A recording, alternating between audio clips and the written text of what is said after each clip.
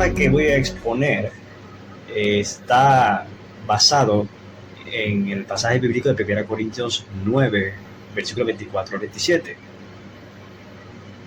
donde Pablo hace una comparación de la vida cristiana con una carrera de atletismo.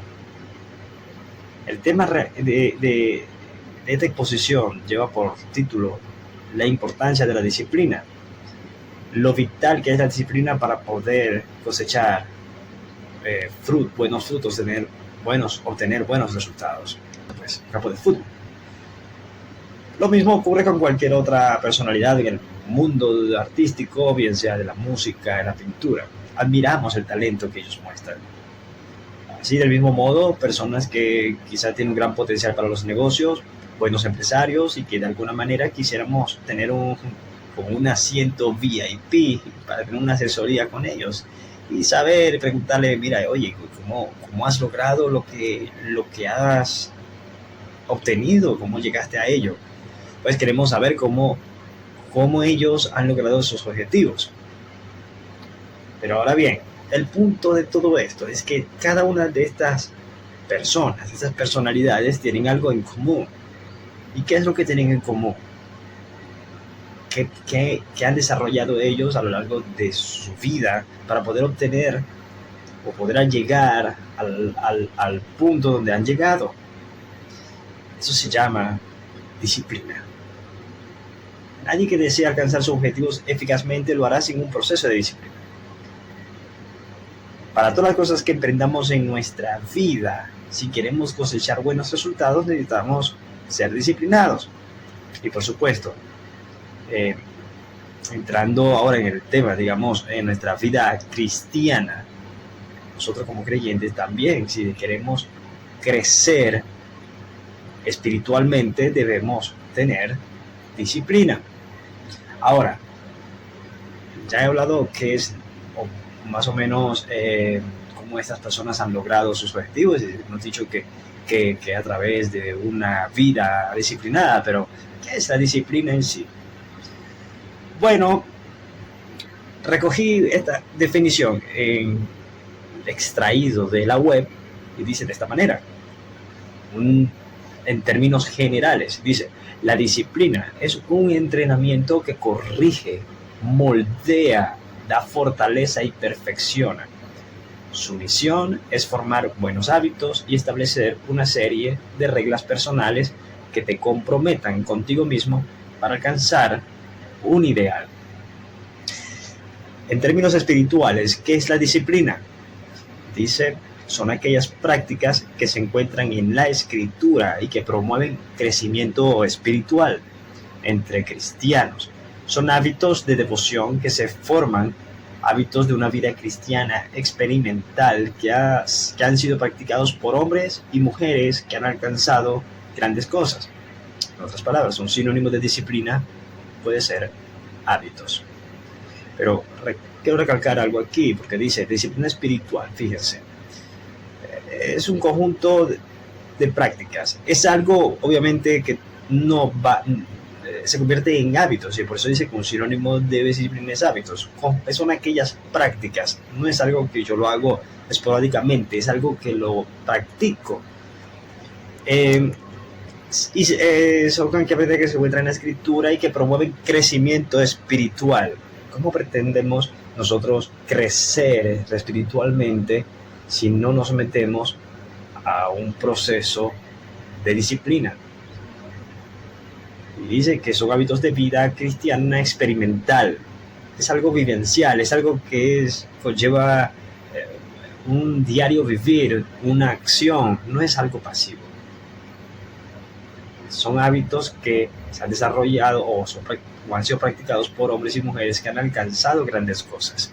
Es muy importante recalcar esto, porque si realmente queremos alcanzar grandes cosas, y si hablamos de la vida espiritual, crecer espiritualmente, crecer al conocimiento pleno de Jesús, formar nuestro carácter, debemos someternos a un proceso de disciplina. Ahora, en 1 Corintios capítulo 9, del versículo 24 al 27, Pablo reconoce la importancia que tiene lugar la disciplina en la vida del cristiano. Y por eso es que habla de esto los creyentes en Corinto. Pues notemos este lenguaje. Antes de adentrarnos de lleno allí a analizar este pasaje, vamos rápidamente, porque aquí en este 1 Corintios capítulo 9, versículo 27, Pablo está haciendo, como bien dije, una comparación de la vida cristiana con una carrera olímpica o una carrera de atletismo. Pero Pablo tenía como que esa costumbre de hacer esa comparación no solamente con carreras de atletismo, sino también con la milicia, con la agricultura. Por ejemplo, en 2 Timoteo 2, 4, 6, Pablo mismo dice: ninguno que milita se enreda en los negocios de la vida, a fin de agradar a aquel que lo tomó por soldado. Luego dice: y también el que lucha como atleta no es coronado, sino lucha legítimamente.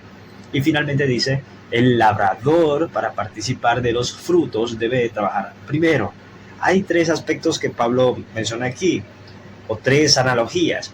Una, compara la vida cristiana con la milicia. Ninguno que milita se enreda en los negocios de la vida, a fin de agradar a aquel que lo tomó por soldado. Dos, hace una comparación con el atletismo.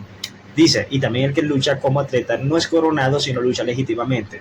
Tres, hace una comparación de la vida cristiana con el labrador, porque luego dice: el labrador, para participar de los frutos, debe trabajar primero. En estos tres aspectos, tres figuras tienen algo en común. ¿Y cuál es esa cosa en común? Disciplina. No hay nada, por ejemplo, en el caso de la milicia, ni nada más riguroso que aquel que se alista en la milicia. Todo buen soldado debe someterse enteramente a los estatutos y a los reglamentos que les son impuestos. Están para obedecer y servir. Deben abstenerse de muchas cosas que, como civil haría, reorganizar sus tiempos de descanso, no enredarse en cosas que puedan desagradar a su superior y entorpecer su buen servicio.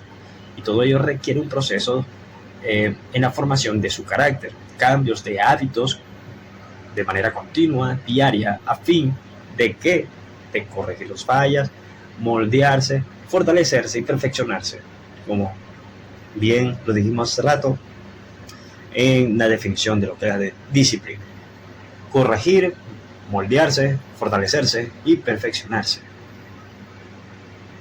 Lo mismo ocurre con los ejemplos siguientes de este pasaje bíblico que acabamos de leer de Timoteo, donde Pablo también hace la comparación con el atletismo. Un atleta no puede modificar ni inventar las reglas del juego a su antojo. O sea, si lo hace, va a ser descalificado. Debe competir legítimamente si quiere recibir el premio, si quiere recibir la corona. Asimismo, cuando Pablo hace la comparación con el labrador, él dice que un labrador no disfruta de los frutos sin antes haber trabajado primero. Para poder disfrutar de los frutos de lo que ha sembrado, necesita primeramente trabajar arduamente. Y a menudo el trabajo del labrador es tedioso, aburrido, poco emocionante. De hecho, el mejor labrador de la nación no es una celebridad. Nunca lo vamos a ver en los periódicos o en la televisión. Fulano de tal ha sido nombrado como el mejor labrador de la nación. No, pero a pesar de que no es reconocido, pese a que haya hecho un excelente trabajo y a pesar de lo tedioso y aburrido que pudo haber sido, tiene que trabajar de igual manera. Igual tiene que trabajar si realmente desea recoger frutos. Y si desea recoger buenos frutos, debe trabajar arduamente, constantemente, disciplinadamente. Cada una de estas tres ilustraciones, el atletismo, la milicia, el labrador, reflejan lo mismo: disciplina, constancia, esfuerzo, fidelidad, mucha proactividad si realmente se desea alcanzar la meta. Ahora bien, lo que Pablo tiene en mente aquí en Corintios, cuando hace su comparativa entre la vida cristiana y el atletismo, simplemente se dirige a esta gente, pues esta gente estaba muy familiarizados con estos juegos, con los juegos de atletismo, porque ahí en Corinto se celebraba lo que eran los juegos del istmo, que eran los segundos juegos más importantes luego de los Juegos Olímpicos. Entonces Pablo sabía muy bien lo que sabía, que al hablarle acerca de esto, ellos iban a entender perfectamente lo que Pablo le quería decir. Ellos sabían cuál era la disciplina a la cual estos jugadores se tenían que someter para poder no solo jugar, sino para poder ser admitidos.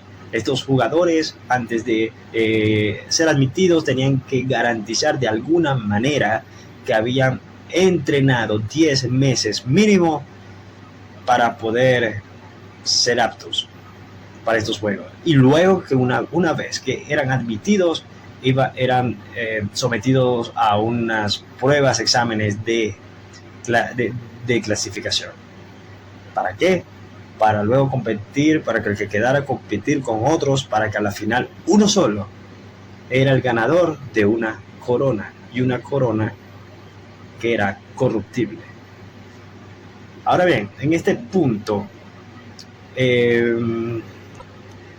yo he extraído algunas cualidades. Voy a leer rápidamente 1 Corintios 9, 24 al 27 para luego dar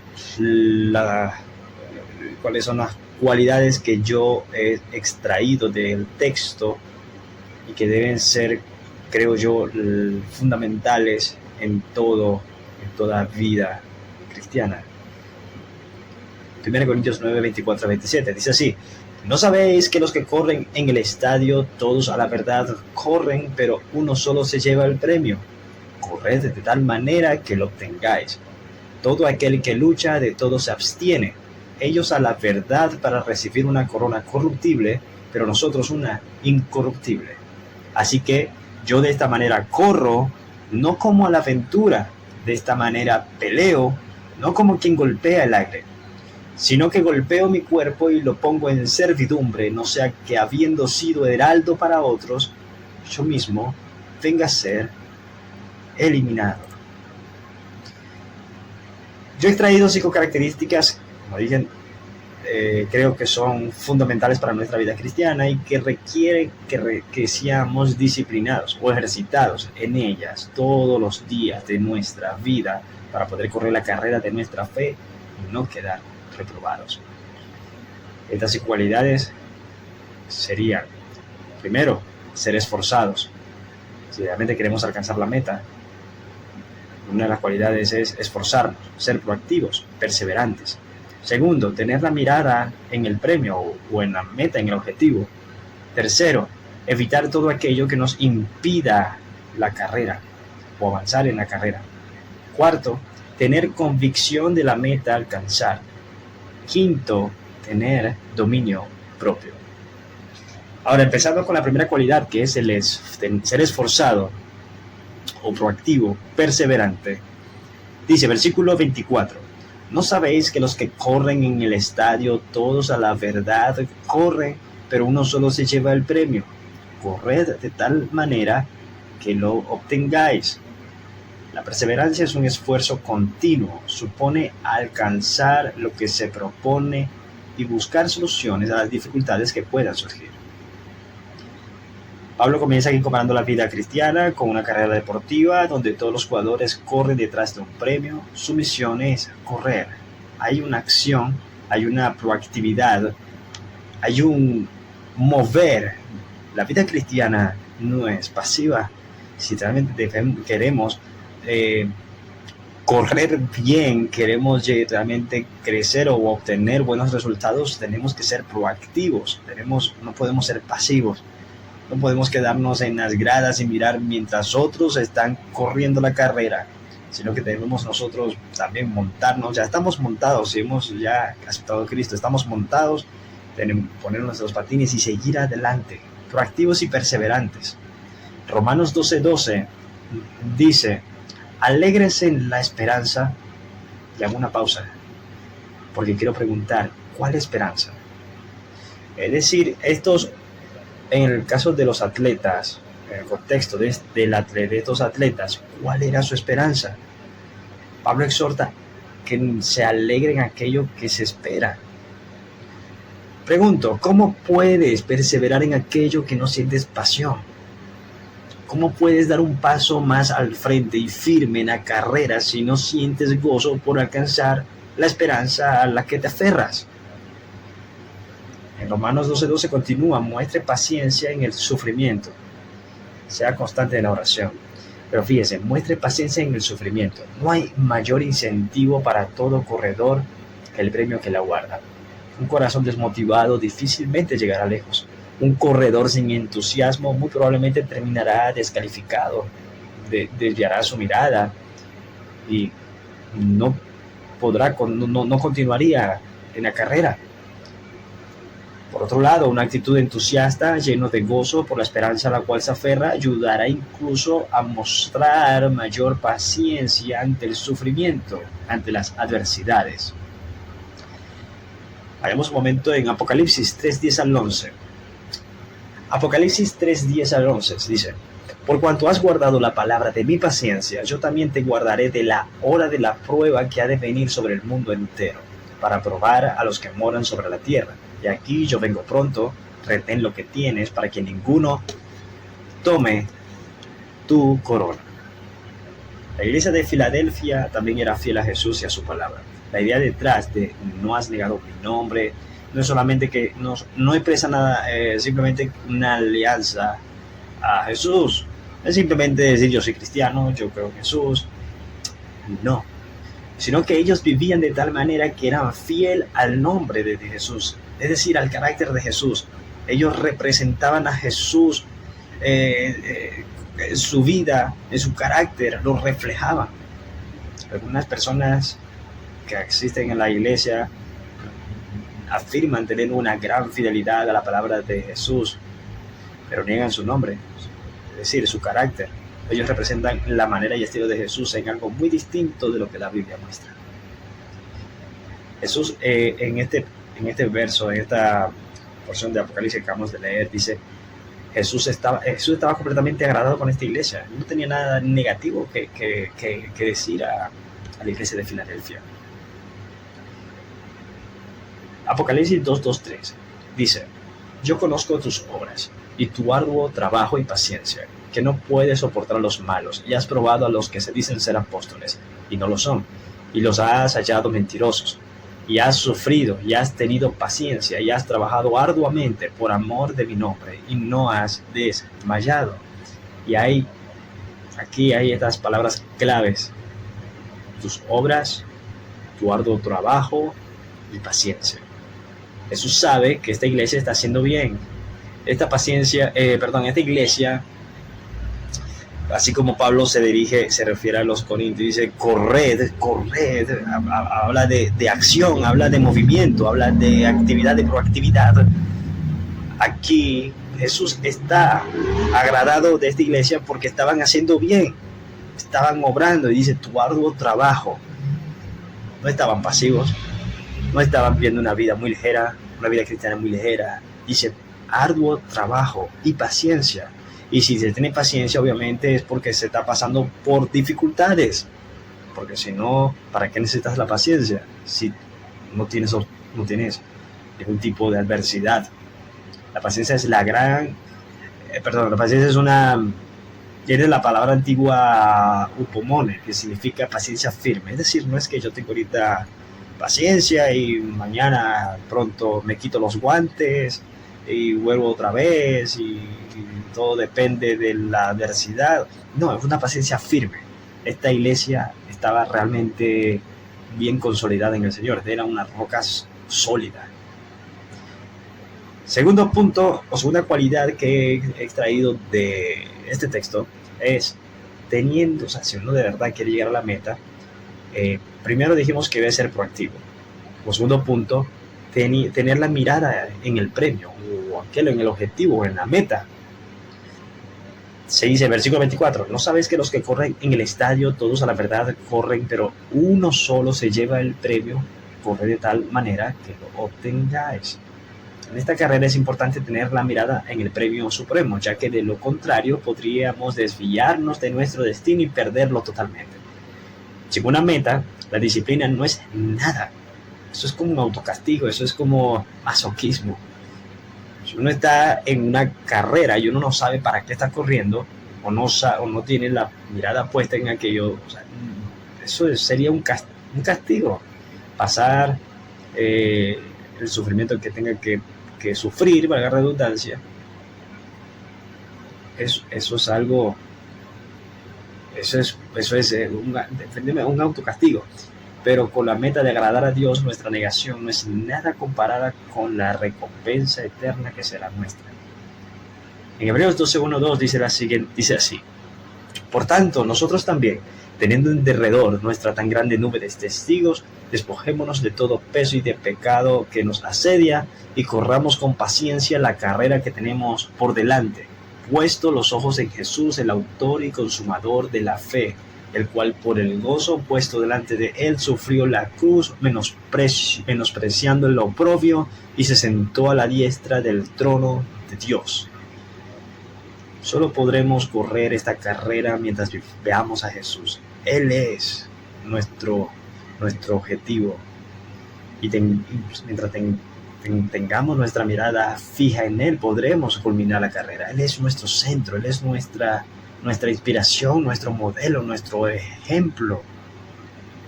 En el texto original, esto de poner los ojos en Jesús, el autor y consumador de la fe, eso de poner los ojos en Jesús es simplemente desviar definitivamente la mirada de otras cosas y colocar definitivamente nuestros ojos en Jesús. Es simplemente dejar todo atrás y proseguir hacia adelante, hacia la meta. Jesús es el autor y consumador de la fe. Él no solamente es el autor de la fe, sino que es el consumador de ella. Él Jesús es quien ha comenzado la buena obra en nosotros y quien la perfeccionará. Eso es reconfortante para nosotros en momentos de desánimo, de pruebas, de dificultades, de tribulaciones. La carta a los Filipenses 3:7-14, Pablo nos da otra vista panorámica de esto, pero muy similar de la vida cristiana y del previo a la cual debemos mirar siempre. Filipenses 3:7-14 dice de esta manera: pero cuántas cosas eran para mi ganancia, las he estimado como pérdida por amor de Cristo. Y ciertamente aún estimo todas las cosas como pérdida por la excelencia del conocimiento de Cristo Jesús, mi Señor, por amor del cual lo he perdido todo y lo tengo por basura para ganar a Cristo y ser hallado en Él, no teniendo mi propia justicia, que es por la ley, sino la que es por la fe de Cristo, la justicia que es de Dios por la fe, a fin de conocerle y el poder de su resurrección y la participación de sus padecimientos, llegando a ser semejante a Él en su muerte, si en alguna manera llegase a la resurrección de entre los muertos. No que lo haya alcanzado ya, ni que ya sea perfecto, sino que prosigo por ver si logro asir aquello para lo cual fui también asido por Cristo Jesús. Hermanos, yo mismo no pretendo haberlo ya alcanzado, pero una cosa yo hago, olvidando ciertamente lo que queda atrás y extendiéndome a lo que está delante, prosigo a la meta, al premio del supremo llamamiento de Dios en Cristo Jesús. En los versículos 2-14, Pablo habla así como Pablo mismo, que fue quien escribió a los Corintios y hizo esta comparativa de la vida cristiana con una carrera de atletismo, y aquí mismo habla de manera similar, y en el versículo 2-14 dice: sino que prosigo por ver si logro asir aquello para lo cual fui también asido por Cristo Jesús. Y en la versión de la traducción del lenguaje actual dice: sigo adelante, luchando por alcanzar esa meta, pues para eso me salvó Jesucristo. Y es interesante que la palabra prosigo en el texto original griego significa padecer persecución. Algo que nos gusta muchísimo, ¿verdad? Padecer persecución.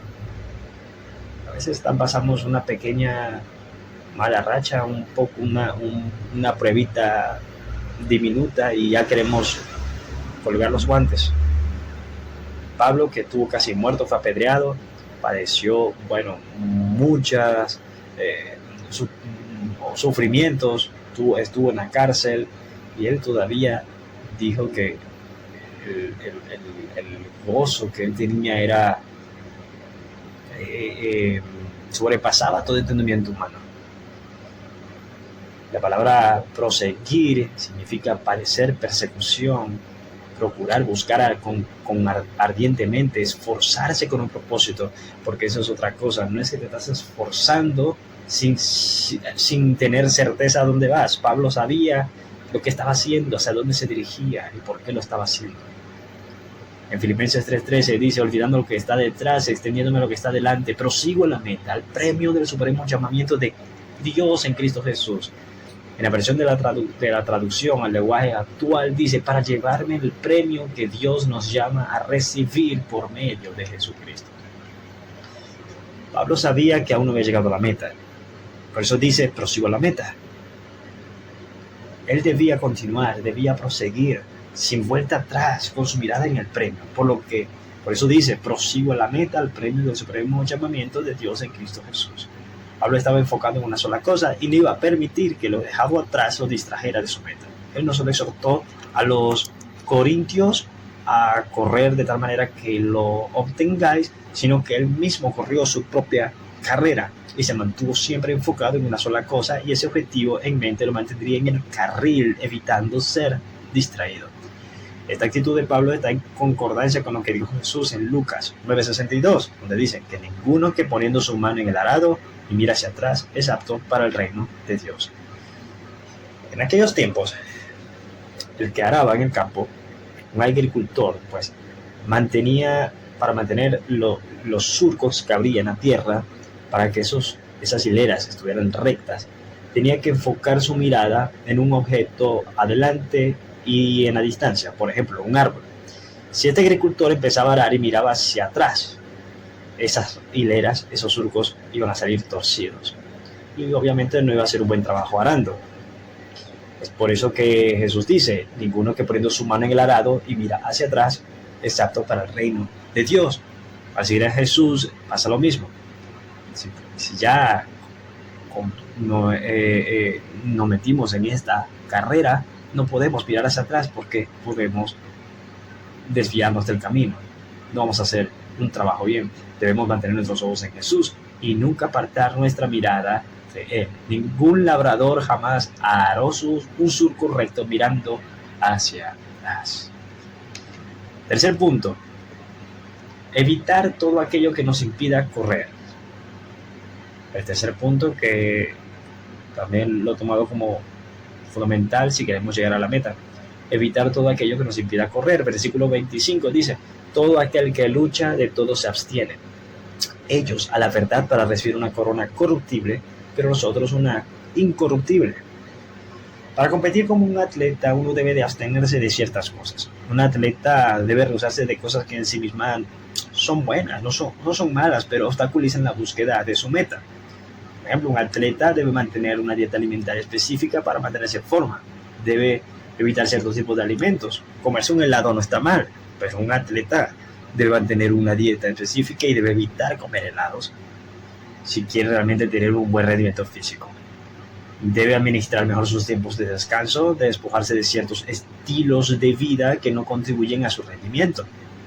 Y todos estos atletas deben someterse simplemente y llanamente para recibir obviamente una corona, para poder ganar la carrera. Una corona corruptible, porque a estos atletas el ganador, que era uno solo, se le daba una corona de hojas secas, una hoja de apio seco, de pino, pues eran hojas secas, que a la final a los 2-3 días ya estaban secas. Por eso Pablo dice, estos a la verdad compiten y se abstienen de todas estas cosas por algo que a la final se va a corromper, va a perecer. Tanto ímpetu, tanta disciplina, tanta abstención de cosas que en sí no son malas, pero solo para ganar una corona corruptible. Esta gente, antes de poder entrar a los juegos, tenían que garantizar que habían tenido un entrenamiento previo de 10 meses y luego de ser admitidos, estas personas luego eran sometidos a unos exámenes de clasificación solamente para a ver si ganan, porque solamente un solo ganador, para que a la final le den una corona corruptible. Nosotros estamos corriendo esta carrera donde todos ganamos si la corremos bien y todos obtenemos el premio por una corona incorruptible. ¿cómo no vamos nosotros a someternos también a una disciplina? Si estos se someten a tal disciplinas por eso, o por una corona corruptible, y nosotros no lo vamos a hacer por una incorruptible. Ahora bien, destaquemos algo muy importante en este punto, porque dice, todo aquel que lucha de todo se abstiene. El punto aquí no solo habla de nuestra relación personal con Dios, de nuestra vida personal, que debemos a veces abstenernos de cosas que sí no son malas, pero quizás nos pueden desviar del camino de la carrera. Por ejemplo, nuestro trabajo puede ser nuestro trabajo puede ser muy bueno, muy lícito, todo bien, pero quizá nos está consumiendo mucho tiempo, de tal punto que no le estamos dedicando el tiempo que necesitamos dedicarle a Dios, y hasta incluso nos puede robar tiempo para compartir con la familia. Entonces, algo que no es malo en sí se convierte en malo para nosotros, porque nos está afectando principalmente nuestra vida espiritual. Pero aquí el punto, como dije, no tanto sí hablo en relación personal con Dios, pero además también debemos abstenernos de cosas que pueden afectar a otras personas. Hábitos que no son malos en sí mismos, pero pueden ser de tropiezo para otros. Y por amor a ellos debemos aprender a negarnos a nosotros mismos, con tal de ganarlos para Cristo. O en caso, si es con respecto a un hermano, fortalecernos en la fe.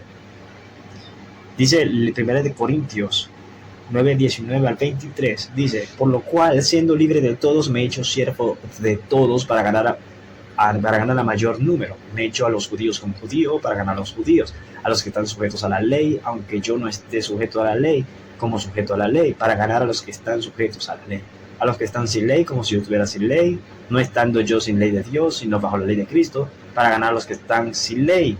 Me he hecho débil a los débiles para ganar a los débiles. A todos me he hecho de todo, para que de todos modos salve a algunos. Y esto hago por causa del Evangelio, para hacerme copartícipe de él. Nuestro llamamiento de parte de Dios es extender el reino de Dios.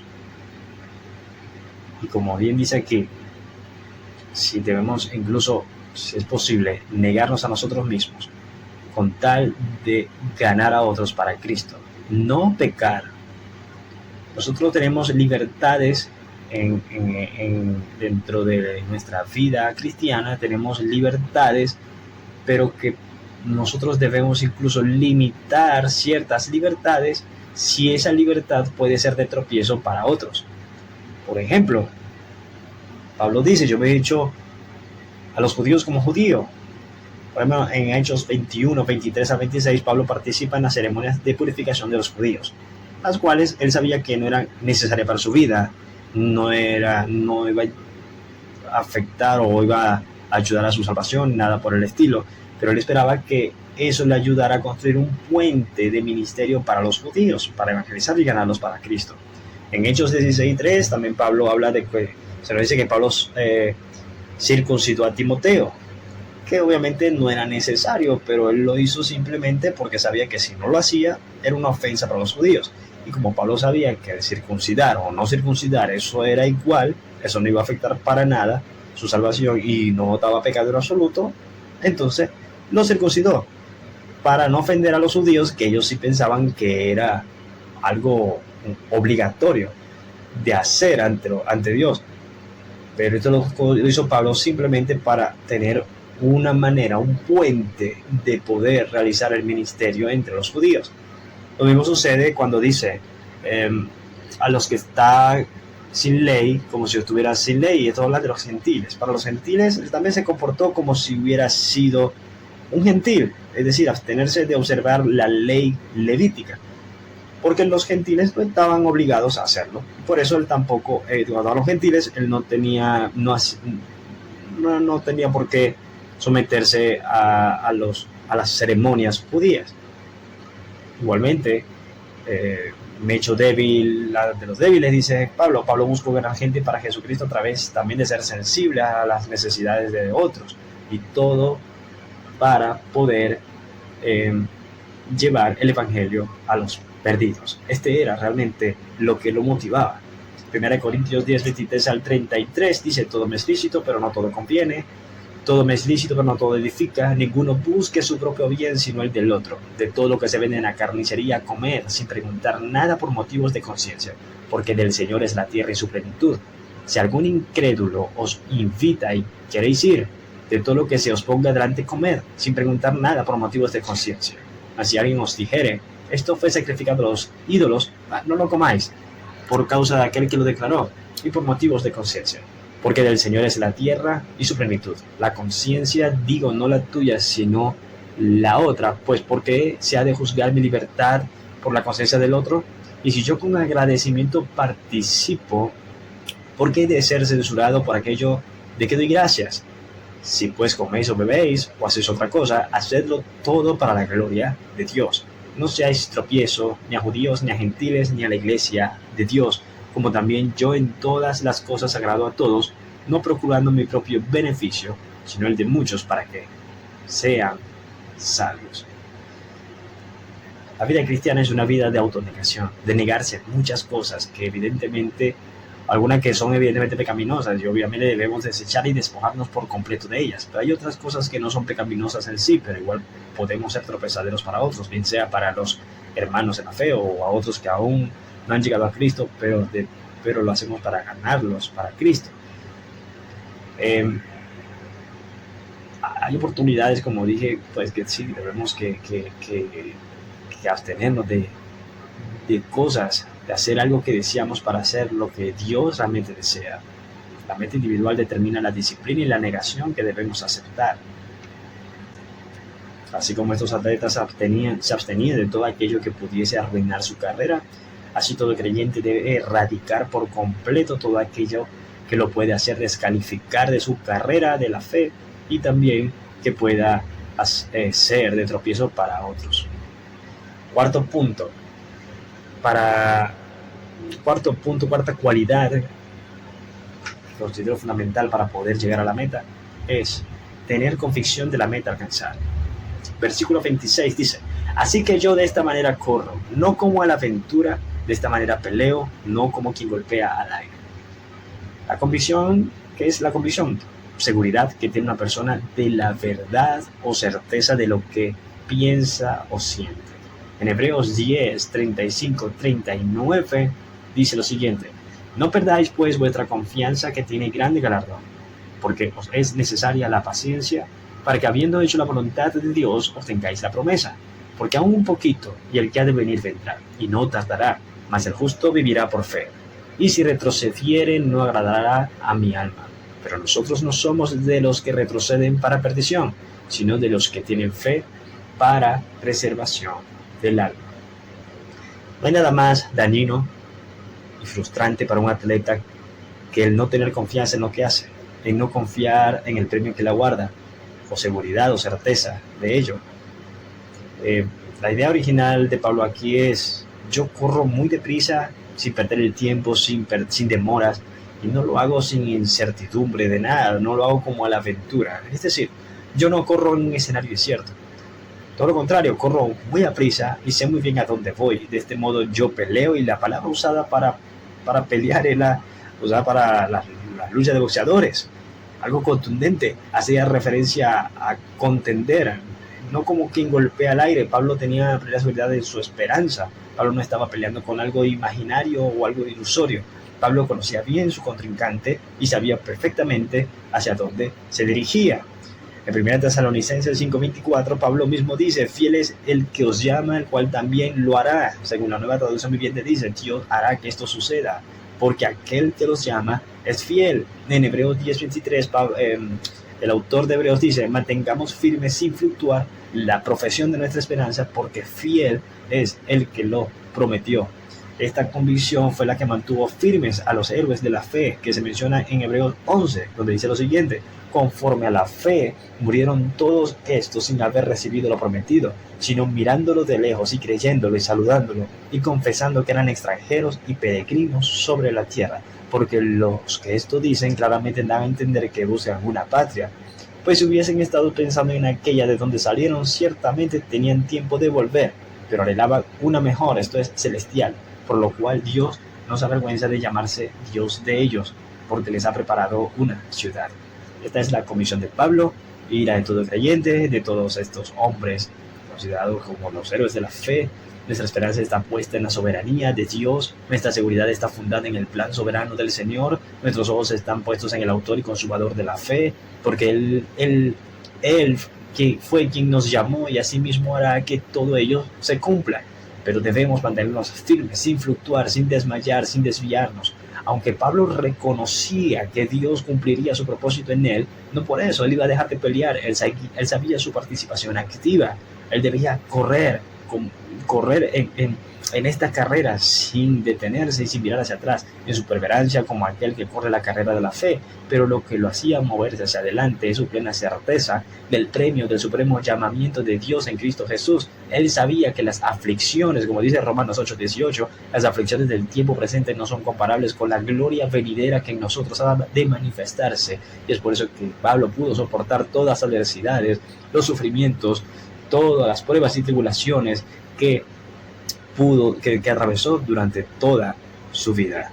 Pablo estaba convencido que al ejercitarse en la piedad para todo aprovecha. 1 Timoteo 4:8 dice: la piedad para todo aprovecha, pues tiene promesa de esta vida presente y de la venidera. Quinto punto: tener dominio propio. Dice versículo 27, sino que golpeo mi cuerpo y lo pongo en servidumbre, no sea que habiendo sido heraldo para otros, yo mismo venga a ser eliminado. El dominio propio es una parte del fruto del Espíritu Santo. Gálatas 5:22-23 habla de lo que es el fruto del Espíritu y una parte de ese fruto es el dominio propio. Es algo que Dios, el Espíritu Santo, quiere que sea característico en nuestras vidas. El dominio propio significa que podamos controlar nuestros pensamientos, nuestros sentimientos, nuestras acciones, en lugar de que ellos nos controlen a nosotros. Proverbios 5:25-28 dice: como ciudad derribada y sin muros es el hombre cuyo espíritu no tiene rienda, es decir, no sabe dominarse. ¿Qué pasa con una ciudad derribada y sin muros, no tienen murallas? A ver, imaginemos este escenario, una ciudad que ha sido atacada, que ha sido derribada, destruida y para colmo no tiene ningún tipo de defensa, no tiene murallas. ¿Qué pasa si viene un enemigo a querer atacarla? Obviamente esta ciudad no podrá defenderse, está totalmente susceptible. Tenemos tres grandes enemigos: el mundo, la carne y el diablo, y estas tres cosas gobiernan sobre aquellas personas que no tienen el Espíritu Santo, que no tienen dominio propio. Dice Proverbios 16:32, mejor es el que tarda en airarse que el fuerte, y el que se enseñorea de su espíritu que el que toma una ciudad. En la historia de la humanidad han habido muchos reyes que han conquistado muchas naciones. Sin embargo, han sido esclavos de sus propias pasiones. Alejandro el Grande, el Magno, que conquistó el mundo, era un esclavo del aire intemperante que lo caracterizaba. De un arrebato de ira, de locura, mató a aquel que era el mejor y más íntimo de todos sus amigos y quien se dice a quien más amaba. El corazón humano es un campo de batalla. Ahora, cuando Pablo dice, yo golpeo mi cuerpo, fíjese que la palabra utilizada aquí, golpear, habla no de un golpecito, dice poner un ojo morado, y además quiere decir de inutilizar a un oponente, a un antagonista. Es decir, Pablo no iba a permitir que su cuerpo, fuera a dominarlo en absoluto. Él se iba a encargar de inutilizarlo, de hacerlo totalmente inmóvil, inoperante, que no pudiera en lo absoluto ejercer dominio sobre él. Ahora, aquí no estamos hablando de que el cuerpo en sí es malo, porque vamos a hacer como estas sectas que han surgido, que son los sectas ascéticos, es decir, aquellos que se empiezan a latigar, a dar golpes en el cuerpo, diciendo que el cuerpo es malo. No, estamos hablando de los malos pensamientos, deseos que son producto de la carne, de los malos deseos que salen del corazón. Y es por eso que Pablo dice, yo golpeo mi cuerpo. O sea, yo no voy a dejar que los deseos de mi carne me gobiernen. Pero obviamente se necesita ser llenos del Espíritu, porque es a través del Espíritu Santo que nosotros podemos realmente mostrar esa parte del fruto del Espíritu, que es el dominio propio. Ahora bien, en 1 Corintios 6:20 leemos lo siguiente: porque habéis sido comprados por precio. Glorificad pues a Dios en vuestro cuerpo y en vuestro espíritu, los cuales son de Dios. Si realmente somos cristianos, si realmente hemos aceptado a Jesucristo, si realmente hemos sido comprados por Cristo Jesús, la pregunta es, ¿nuestro cuerpo nos pertenece? Porque si hemos sido comprados, si hemos aceptado a Cristo Jesús, nuestro cuerpo nos pertenece. Si Cristo nos compró, entonces nuestro cuerpo no nos pertenece, si no le pertenece a Él. Es decir, no tenemos derecho alguno de estar inactivos o desperdiciando el tiempo. Nuestro cuerpo le pertenece por completo a Él y debemos estar en entero servicio a Él. Charles Spurgeon dijo una vez, su cuerpo, es decir, su cuerpo antes de ser cristiano, antes de venir a Cristo, su cuerpo era un su cuerpo era un caballo dispuesto cuando estaba en el servicio del diablo. No deje que sea un perezoso animal ahora que jale el carruaje de Cristo. Romanos 12:1 dice, así que hermanos, os ruego por las misericordias de Dios que presentéis vuestros cuerpos en sacrificio vivo, santo, agradable a Dios, que es vuestro culto racional. Cuando leemos todo el capítulo 12, nos damos cuenta de que aquí habla Pablo acerca de los dones que Dios ha dado a los miembros de la iglesia, a toda la iglesia, y cómo nosotros debemos poner al servicio de otros nuestros dones. Es decir, nuestro cuerpo que ha sido comprado por precio por Cristo Jesús, por la sangre de Jesús, que ahora no nos pertenece a Jesús y está única y exclusivamente para el servicio de Dios. Y eso es poniéndonos nosotros en el servicio de los demás hermanos, poniendo nuestros dones al servicio de los demás hermanos, y para poder seguir extendiendo el reino de Dios, para autonegarnos, si es necesario, limitarnos de algunas cosas que en sí no son malas, pero por causa de otros, para no ser tropiezo para otros, debemos autonegarnos, porque ya no nos pertenecemos. Nuestro cuerpo pertenece a Cristo y debemos vivir para Cristo y hacer la voluntad de Dios. Y esa es la voluntad de nuestro Señor. Pablo continúa diciendo, luego que dice que golpea su cuerpo, porque dice, no sea que habiendo sido heraldo, llegue a ser descalificado. El heraldo, en el contexto deportivo, era aquella persona cuya ocupación era proclamar las condiciones de los juegos, mostrar los premios, exhortar a los combatientes, emocionar la emulación de aquellos que van a contender, declarar los términos de cada concurso, las reglas, pronunciar los nombres de los vencedores y ponían la corona en sus cabezas. Pablo dice, no sea que luego de haber exhortado, de haber dado todas las reglas del juego, todo lo que Dios realmente demanda de nosotros, de haberlos exhortado, en fin, yo mismo venga a ser eliminado. Es por eso que yo debo someter mi cuerpo, someterme a Dios, llenarme del Espíritu Santo para poder tener dominio propio y no dejarme controlar por los deseos de la carne y no dejarme dominar ni por el mundo ni por Satanás. Hechos 20:24, Pablo dijo, de ninguna cosa hago caso, ni estimo preciosa mi vida para mí mismo, con tal que acabe mi carrera con gozo y el ministerio que recibí del Señor Jesús para dar testimonio del Evangelio de la gracia de Dios. Para eso nosotros estamos, para extender el reino, para llevar el Evangelio, para llamar a los perdidos, para alcanzar a los perdidos, a través de la predicación, para ayudar, para fortalecer a los hermanos en la fe, para el fortalecimiento de la iglesia. En Hechos 20:24, Pablo se ve a sí mismo como un corredor que tiene una carrera aún por terminar, y nada podría impedir que Pablo terminara la carrera con gozo. Pablo habla de su carrera, nosotros también tenemos nuestra carrera. Dios nos llama a terminarla con gozo, y eso solo sucederá si tenemos paciencia. Conclusión: Dios ha puesto ante nosotros una carrera, debemos correrla, pero para ello necesitamos disciplina diaria, ser llenos del Espíritu Santo, ser perseverantes, pacientes, y ello requerirá esfuerzo y compromiso. Como leemos en Romanos 12:12, debemos ser constantes en la oración, debemos depender continuamente, diariamente, con disciplina del Señor. para poder nosotros correr esta carrera eficazmente. En Hebreos 12:7 dice: si soportáis la disciplina, Dios os trata como a hijos, porque ¿qué hijo es aquel a quien el Padre no disciplina? Pregunta: ¿por qué Dios nos disciplina? Respuesta: porque el Señor al que ama disciplina y azota a todo el que recibe por hijo. Pero ¿qué pasa si la prueba es dura? Hebreos 12:11: al presente ninguna disciplina parece ser causa de gozo, sino de tristeza. Sin embargo, a los que han sido ejercitados por medio de ella, les da después fruto apacible de justicia. ¿Y cuál es el propósito de la disciplina? 1 Timoteo 4:7.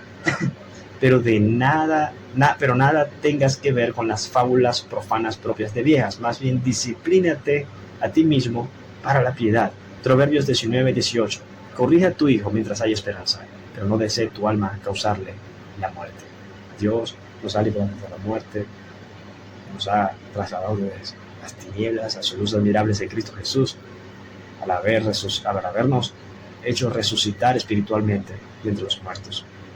Pero Dios, para evitarnos la muerte, por eso, por el gran amor que nos tiene, Él nos disciplina y debemos aceptar la corrección de Dios. Y por último, para terminar, les digo, cuando ya sientas el cansancio, el agotamiento, recuerda lo que quieres.